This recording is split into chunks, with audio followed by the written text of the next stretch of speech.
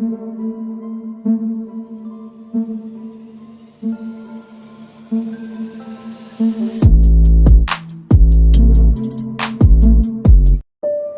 दोस्तों, scary story official में आप सबका स्वागत है। आज की कहानी की तरफ बढ़ने से पहले चैनल को सब्सक्राइब कर लीजिए और अगर कहानी अच्छी लगती है तो प्लीज़ लाइक एंड कमेंट करना मत भूलिएगा। तो देर नहीं करेंगे, आज हम कहानी की तरफ बढ़ेंगे। कहानी बहुत ही ज़्यादा डरावनी होने वाली है, तो ध्यान से सुनिएगा और पूरी कहानी सुनिएगा।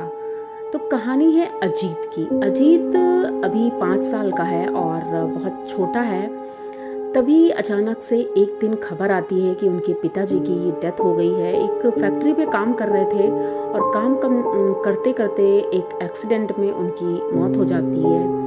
अब अजीत और उनकी माँ अकेले बेसहारा हो गए थे, बहुत परेशान थे क्योंकि गरीबी तो पहले ही थी इनके पास बहुत, लेकिन पिता का साया था जो काम करते थे, उसी से घर का गुजारा चलता था। अब इनके ऊपर मुसीबतों का पहाड़ टूट पड़ा था।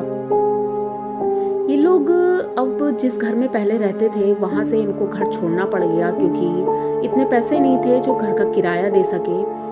तो पता करते हैं तो एक कॉलोनी में एक छोटा सा घर इन्हें मिलता है। घर क्या, मतलब एक कमरा था छोटा सा, और उस कमरे में इनका सामान ही आ पाया था। बामुश्किल एक चारपाई थी जिसमें इनकी माँ और ये दोनों उसी में लेटते थे। धीरे धीरे दिन बीतता गया और अजीत अब बड़ा हो गया था। अभी 17-18 साल का हुआ था और उसने काम संभाल लिया था। पढ़ाई तो हो नहीं पाई क्योंकि पैसे नहीं थे और माँ दूसरे के घरों में घर का काम करती थी, जिससे खाने का तो हो जाता था लेकिन और एक्स्ट्रा नहीं हो पाता था जिससे पढ़ाई हो पाए। तो अजीत जब बड़ा हुआ तो उसने सोचा कि माँ का हाथ कैसे बटाया जाए। तो उसने देखा कि पड़ोस में एक अंकल हैं, वो सब्जी बेचने का काम करते हैं। तो उन्हीं की मदद से अजीत ने उनसे किराए पर एक ठेला ले लिया और उसी ठेले पर सब्जियां लेकर के बेचने लगा। और धीरे धीरे उसकी मतलब सब्जी की दुकान अच्छी चलने लगी थी। अब वो ठेला लेकर पूरी कॉलोनी में जाता था, सभी लोग उसको पहचानने लगे थे अच्छे से। लेकिन मुसीबतें अभी कम नहीं हुई थी। उनकी माँ की तबीयत ठीक नहीं थी और वो अब घर में ही रहती थी। अजीत ही मतलब पूरी जिम्मेदारी निभा रहा था, माँ की दवाइयाँ, घर का खर्च, ये सारी चीज़ें अजीत ही करता था। लेकिन अब अजीत बड़ा हो गया था और घर में लेटने तक की जगह नहीं थी। एक ही चारपाई थी और पहले तो छोटा था तो उसमें माँ के साथ लेट जाता था, लेकिन अब बड़ा है तो माँ के साथ नहीं लेट पा रहा था। तो वो घर के बाहर थोड़ी दूरी पर एक नीम का पेड़ था, उसमें चबूतरा बना हुआ था, उसी के पास वो अपना ठेला लगा लेता था और उसी ठेले पर वो लेटता था। तो मतलब दिक्कत तो बहुत थी लेकिन अब एडजस्ट कर रहा था किसी तरह की। कुछ पैसे जुट जाएंगे तो दूसरी जगह एक कमरा ले लेंगे और उसमें हम लोग अच्छे से रहेंगे, माँ को कोई दिक्कत ना हो, इसलिए वो बाहर लेटता था। कई महीने हो गए जब वो पेड़ के नीचे ही सोता था। एक दिन अचानक रात को जब वो सो रहा था तो एक पुलिस वाले अंकल आए और उन्होंने अजीत को जगाया और बोला कि बेटा यहाँ से तुम अपना ठेला हटा लो क्योंकि यहाँ सेफ नहीं है सोना, और अपने घर जाकर सो जाके। पहले तो बहुत डांट लगाई, लेकिन जब अजीत ने बताया कि मेरे घर में सोने की जगह नहीं है तो उन्होंने कहा कोई और जगह देख लो, लेकिन यहाँ मत सो क्योंकि ये रोड है और यहाँ पर खतरा हो सकता है। तो अजीत अब नींद में था, 11:30-12 बज चुका था। उसने सोचा मैं कहाँ जाऊँ, और रोड पर एकदम सन्नाटा था।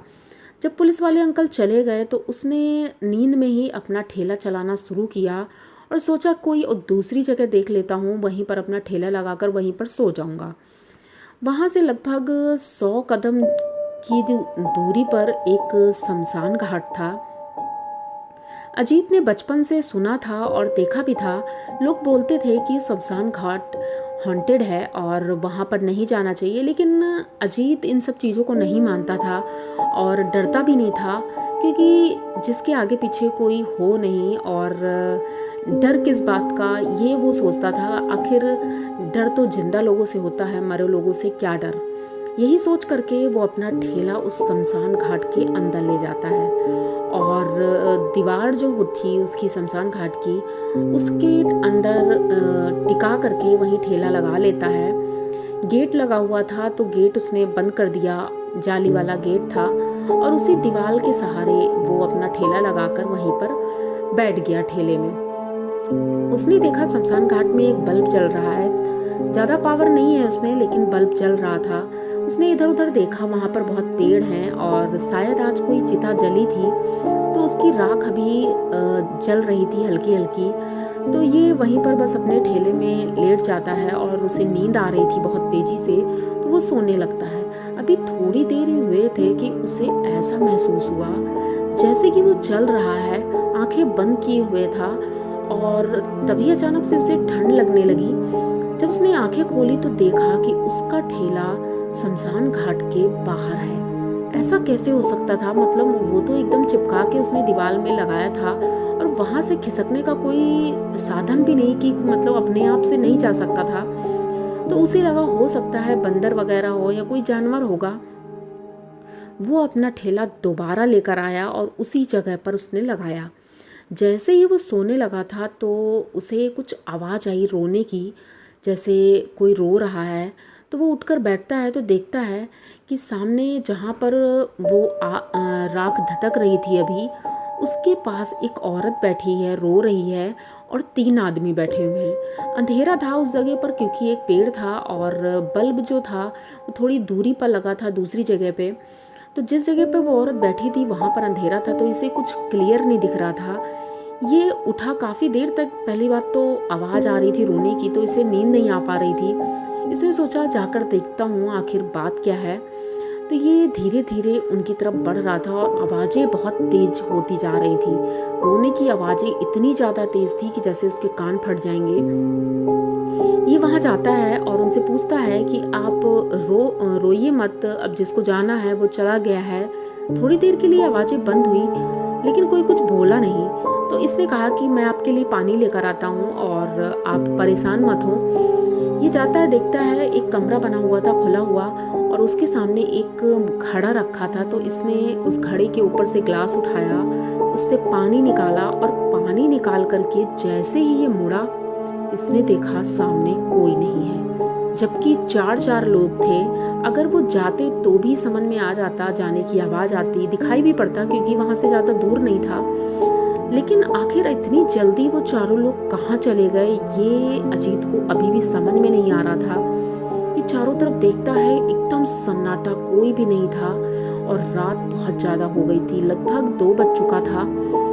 अब अजीत को डर लग रहा था क्योंकि कुछ ना कुछ तो गड़बड़ था। मतलब ये ग्लास वहीं पर रखता है और रखने के बाद धीरे धीरे वो चल रहा था। जैसे ही वो चलने लगा अचानक से घड़ा जैसे फटता है, उसके टुकड़े चारों तरफ फैल गए थे। ये इतनी तेज़ी से डर गया, वहाँ से चीखते हुए भागते हुए अपने घर की तरफ दौड़ता है और अपने घर जाता है। माँ का दरवाज़ा, अपने रूम का दरवाज़ा नॉक करता है। माँ दरवाज़ा खोलती है, अंदर जाता है, माँ को पकड़ के रोने लगता है। तो माँ पूछती है बेटा क्या हुआ है? तो वो पूरी बात अपनी माँ को बताता है। तो माँ कहती है कि बेटा तुम वहाँ गए क्यों? क्योंकि पहले ही सुना है कि वो जगह ठीक नहीं है और वहाँ पर ऐसी चीज़ें होती रहती हैं, तो तुम्हें वहाँ जाना ही नहीं चाहिए था। तो वो रो रहा था बहुत ज़्यादा और रोते रोते सो गया।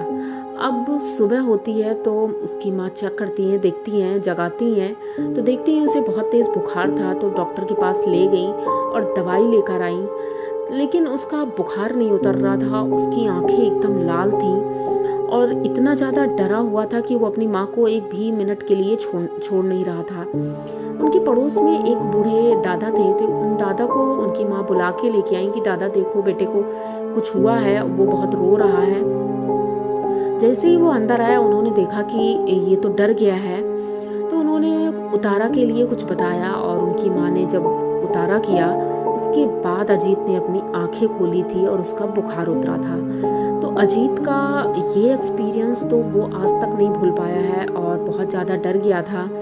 उसके बाद धीरे धीरे अजीत ने इतना पैसा जमा कर लिया था कि दूसरी जगह कमरा लेकर अब वो दोनों लोग रहने लगे थे। लेकिन उस शमशान घाट की तरफ दोबारा अजीत कभी नहीं गया क्योंकि बहुत ज़्यादा डर गया था। तो अजीत की ये कहानी आप लोगों को कैसी लगी? अगर अच्छी लगी हो तो प्लीज़ चैनल को सब्सक्राइब करिए, लाइक कमेंट करिए, शेयर करिए और बने रहिए हमारे साथ। इसी तरह की नई और अनोखी कहानियाँ मैं लेके आती रहती हूँ।